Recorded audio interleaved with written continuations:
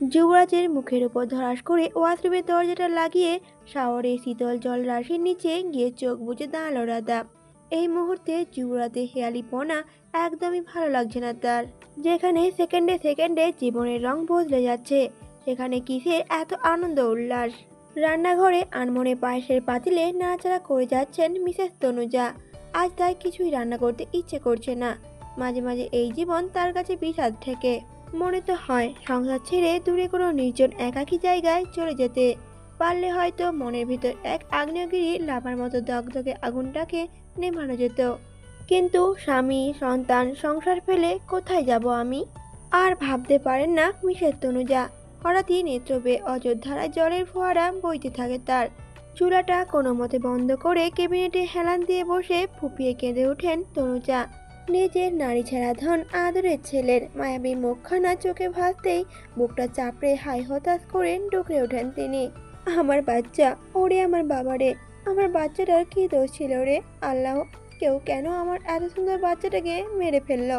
আমার সহজ সরল ছোট্ট বাচ্চাটা। হায় রে মাবুদ, এই নিষ্ঠুরতা তুমি কিভাবে মেনে নিলে?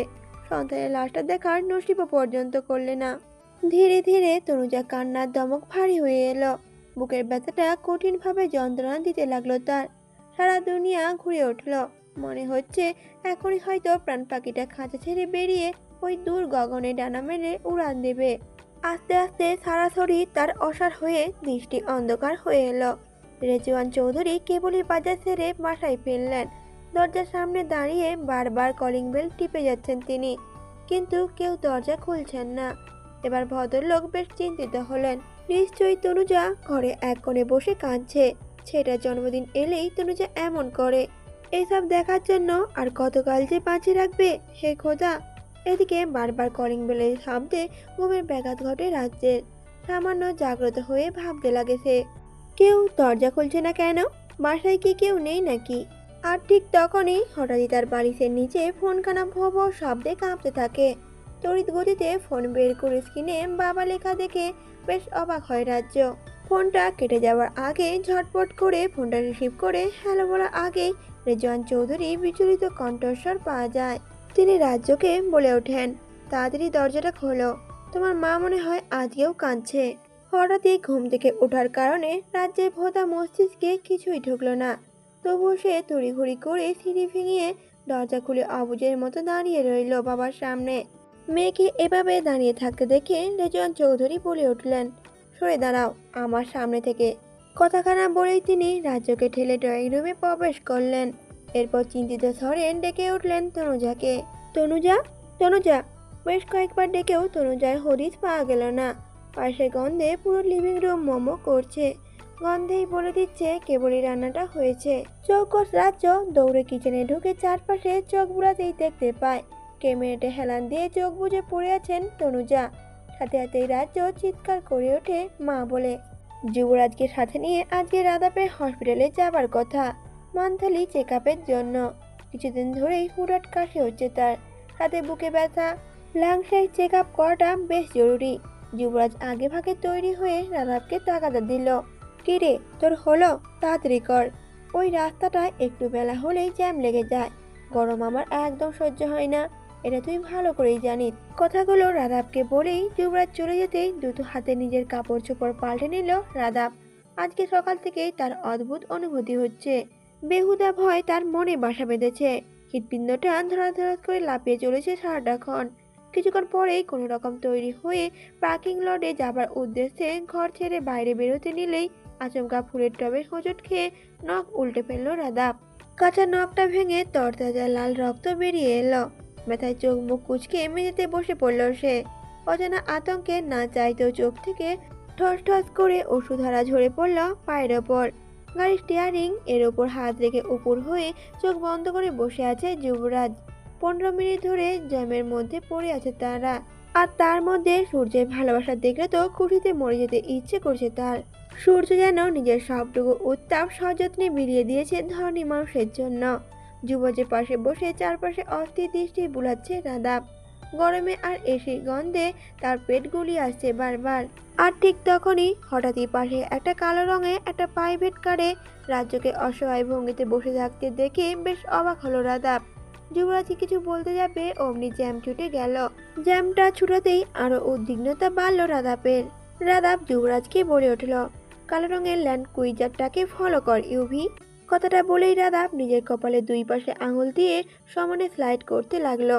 যুবরাজ তখন বলে ওঠে, গাড়ি ফলো করতে যাব কোন দুঃখে, যাচ্ছি তো তোর চেক আপ করাতে। ভাবনাসীন ভাবে কথাখানা বলে ড্রাইভিং এ মনোযোগ দিল যুবরাজ। তখন রাদাপ বলে ওঠে, গাড়িতে রাজ্যকে বিচলিত লাগলো রে, কোথায় যাচ্ছেন দেখাটা দরকার। যুবরাজ তখন বলে ওঠে, আমার বউকে দেখেছিস, আগে বলবি না। স্কেলেটারে পা চেপে হুড় করে স্পিড বাড়ালো যুবরাজ। সকল গাড়ি ছাড়িয়ে কালো রঙের গাড়ির পিছনে পিছনে ছুটতে লাগলো ফুল স্পিডে। মিনিট 10 পরে স্কয়ার হসপিটালের গেটের সামনে এসে থমকে দাঁড়ালো যুবরাজের গাড়িটি।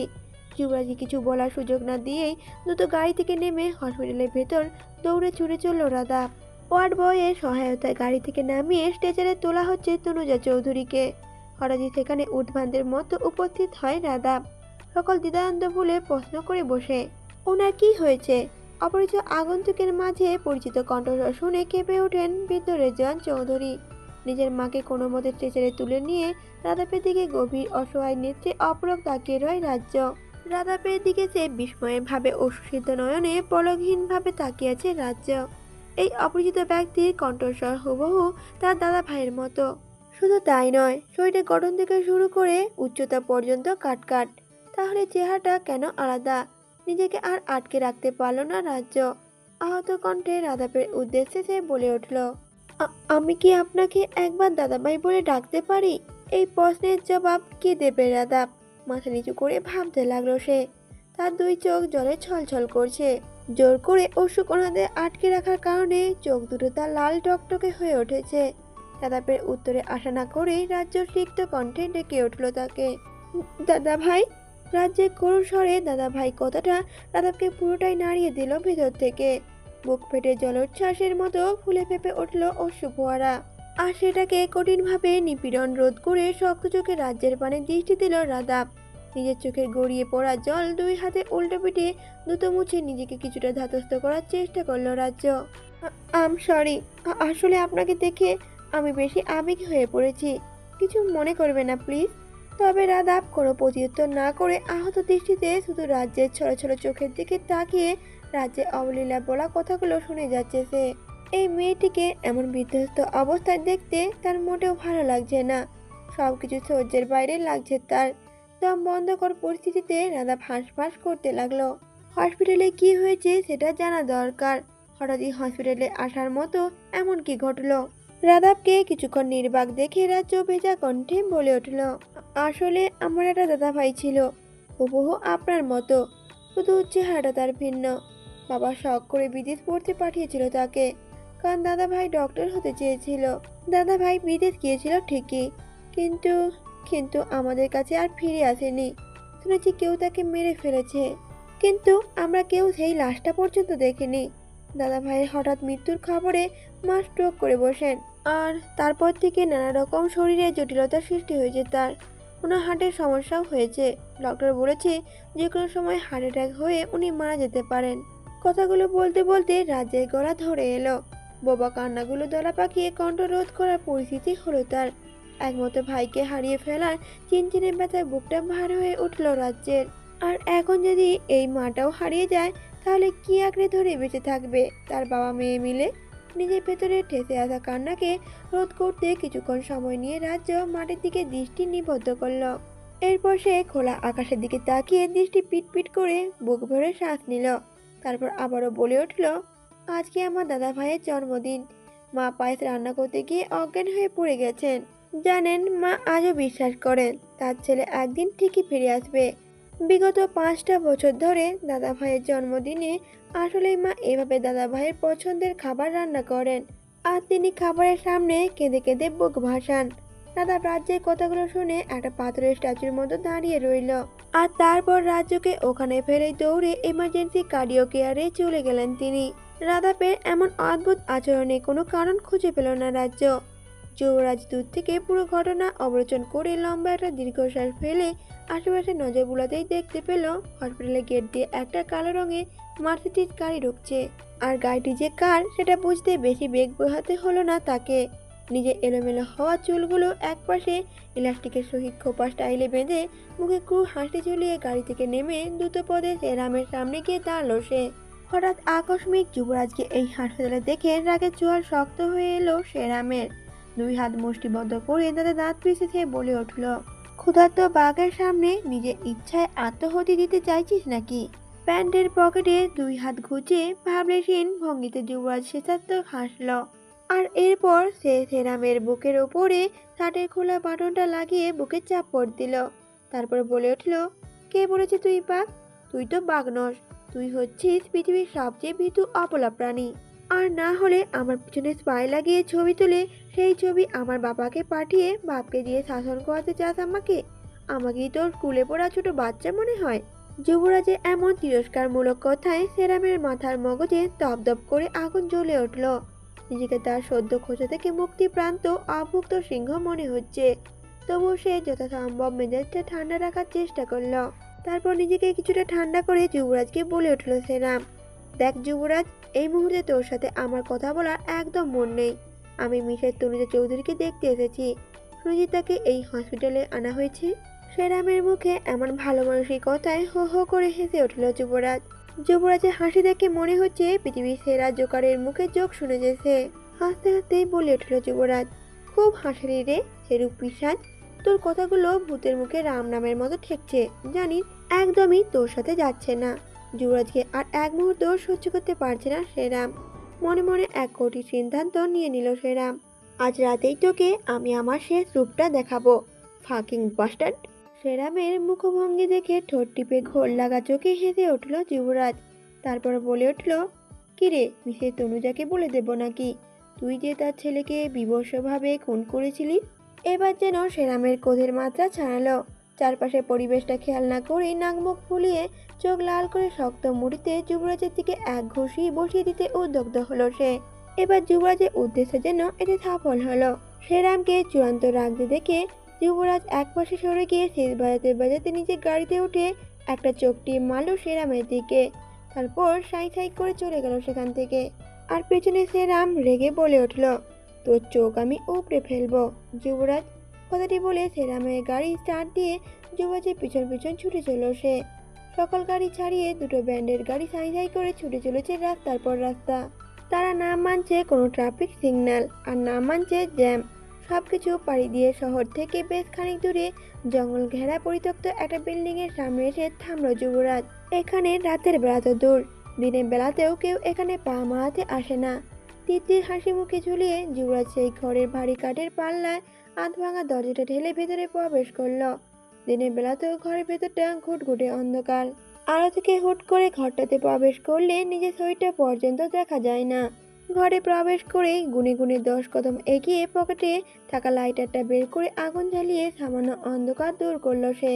আর এরপর স্যাঁতস্যাঁতে দেয়ালে আটকে রাখা মশালদানি থেকে মশাল তুলে নিয়ে আগুন জ্বালিয়ে কবরের ন্যায় কক্ষটাকে আলোকিত করলো পুরোদমে। তারপর ধীরে ধীরে সবগুলো মশাল জ্বালিয়ে সিংহাসনের মতো দেখতে পুরনো একটা চেয়ারে পায়ের উপর পা তুলে বসে একটা সিগারেট জ্বালালো যুবরাজ। সেটাতে একটা সুখ টান দিয়ে আয়েসে চোখ বুজে চেয়ারে হেলান দিল। কক্ষ আলোকিত হতেই যুবরাজের শরীরের গন্ধে নিজের শিকল সমেত ঝরঝর শব্দ তুলে হিংস্র দাঁত বের করে দৌড়ে এলো সাদা কালো মিশেলে সাইবেরিয়ান হাস্কি কুকুর।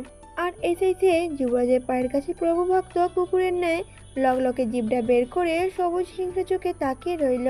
কারণ শিকার ছাড়া এই অন্ধকার কক্ষটিতে কখনো যুবরাজ আসেনি। আর মানুষের মাংস এই প্রাণীটি অত্যাধিক পছন্দের।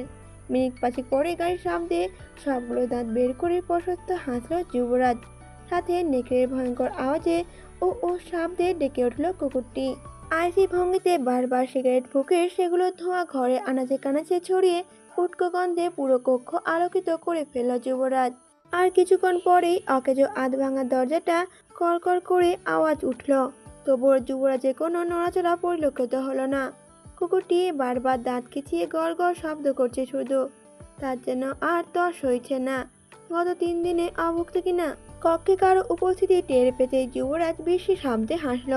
সেই সাথে 4 পায়ে উঠে দাঁড়ালো সাইবেরিয়ান হাস্কি। সেই হাসির শব্দ বিকটভাবে প্রতিটা দেয়ালে বাড়ি খেয়ে আরো ভয়ঙ্কর সুর তুলল। হাসি শেষ হতেই বাদামি মণিযুক্ত চোখে দৃষ্টি মেলে এক পা চেয়ারে গদিতে তুলে আরেক পা লম্বাভাবে মেলে দিয়ে হাঁটুতে হাতের ভর দিয়ে গালে হাত রাখলো যুবরাজ। কুকুর আর যুবরাজ দুজন দুজনের দিকে ক্রূর দৃষ্টি মেলল। তারপর যুবরাজ বলে উঠল, welcome welcome dear father Shriram, welcome to my hell and also welcome to my dark side.